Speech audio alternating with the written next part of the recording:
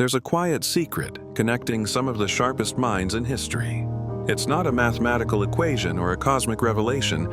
It's a confession, almost always whispered into a diary or to a close friend late at night.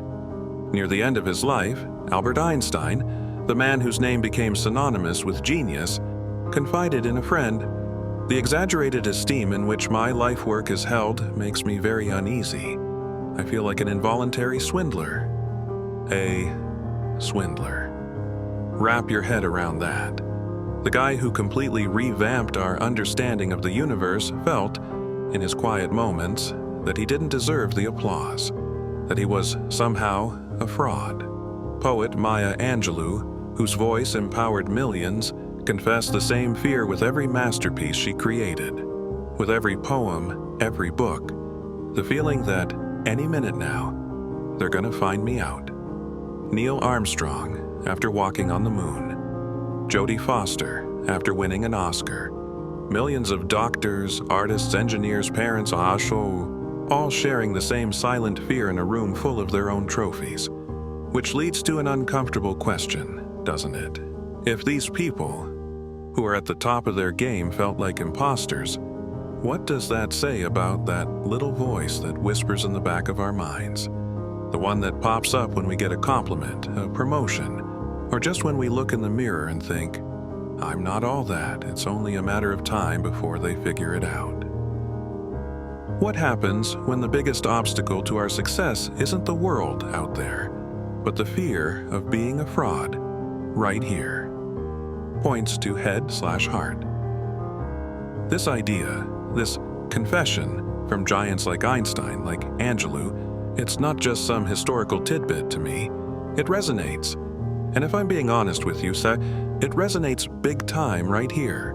Because this question, what happens when our biggest enemy is ourselves, has been, in many different forms, the question so many of you have asked me. It's showed up in the comments and the emails. Sometimes as a vent, sometimes as a cry for help. It's that feeling of being at a surprise party you threw yourself, but feeling like you weren't invited. It's getting a "congrats, you did an awesome job." And the first thing your mind does isn't to say thank you, but to start hunting for evidence to the contrary. Sound familiar? Success comes, and instead of joy, you feel relief. Phew, got away with it this time. And right after that, the dread, but what about next time? It's an exhausting cycle. We over-prepare because we're scared of being exposed. We procrastinate because we're terrified of not living up to the perfection they think we have. And the worst part, we isolate ourselves.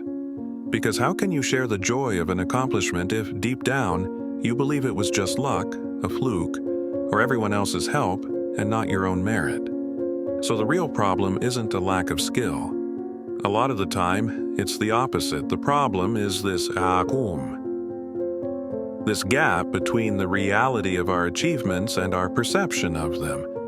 Why does this chasm exist?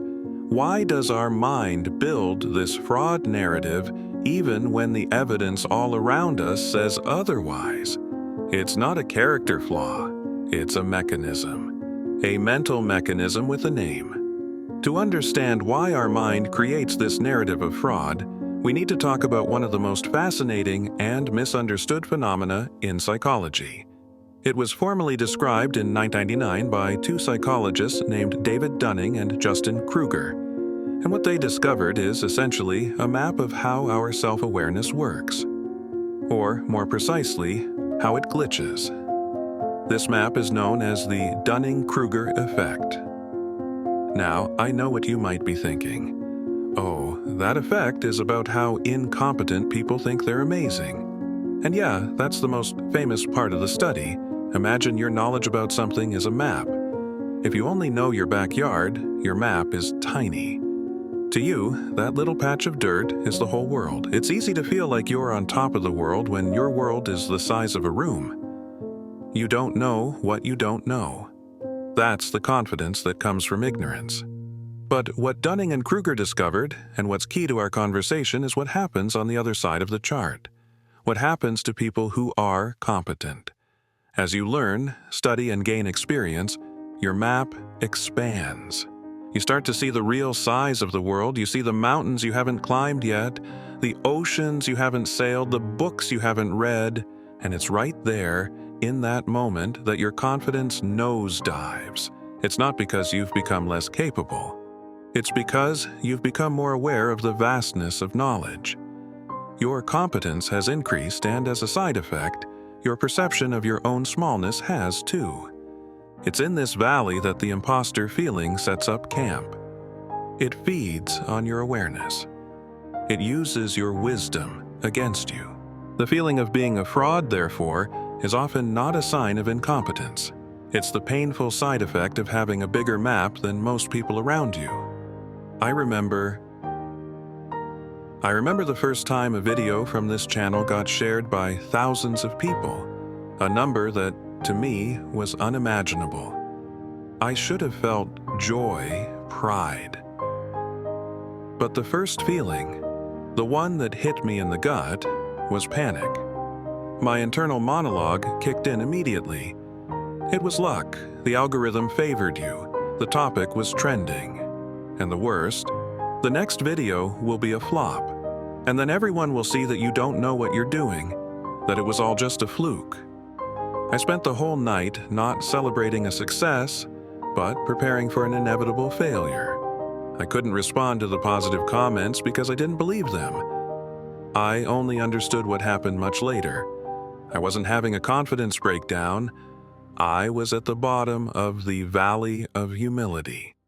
My map of how to create, communicate, and reach people had just expanded violently. And the only thing I could see wasn't the small territory I'd conquered, but the infinite size of the continent I still didn't know. The feeling of being an imposter was the price of a new awareness. So, what does this mean? If this feeling of fraud is the result of an expanding map, of a growing awareness, what if imposter syndrome isn't a bug in our system but a feature? What if that voice that accuses you of being a fraud isn't a testament to your incompetence but the birth certificate of your humility? Think about it. The muscle soreness we feel the day after a hard workout. It's not a sign that our body is breaking down. It's proof that it's rebuilding itself, stronger. The pain is a symptom of growth. What if the feeling of being an imposter is exactly that, the muscle soreness of your wisdom expanding? That changes everything. Because if this feeling is a sign of growth, then our goal doesn't have to be to eliminate that voice anymore. Maybe we just need to change our relationship with it. Maybe, instead of an enemy that needs to be silenced, that voice can become a travel companion. A slightly annoying companion sometimes, a little pessimistic, but one that fulfills an important function. It keeps you humble.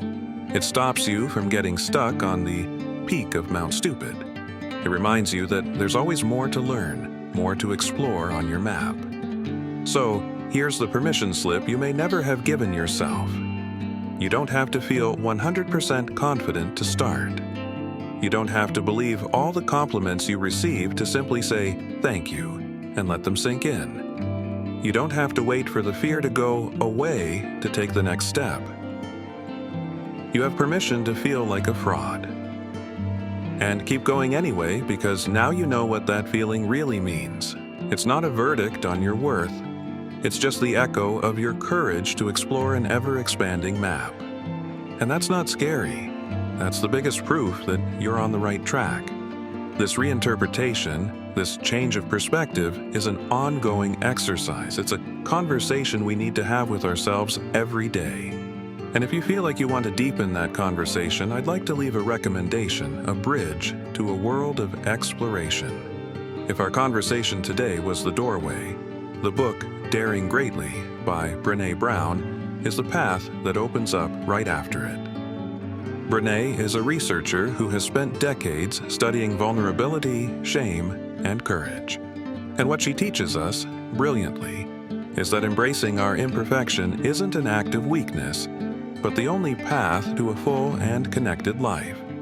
It's a perfect complement to our conversation today. And since we're talking about connection, I'd really like to hear from you. The beauty of this space isn't me talking, but us talking. So I'll leave you with a question for us to reflect on together in the comments. When was the last time the imposter voice spoke to you?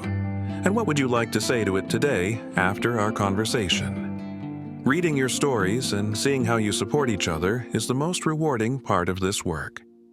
Creating these scripts, the search for a way to translate complex ideas into something that embraces us. All of this is a labor of love, but it requires a lot of time and dedication. If you feel that these conversations have value and want to help keep this space alive and independent, consider becoming a supporter of the channel through Patreon or as a member here on YouTube. It's your support that allows our map to continue expanding. And finally, an important reminder. Remember, this conversation is a philosophical and psychological exploration, not a diagnosis or therapy. If the feeling of being a fraud, anxiety, or sadness are persistent and are getting in the way of your life, please consider seeking the help of a qualified professional such as a psychologist or psychiatrist. Taking care of our mind is the greatest act of courage. Thank you for listening to me, for sharing your time and your attention. Maybe the true work of art isn't a life without flaws, but the map we can draw with our own hesitations.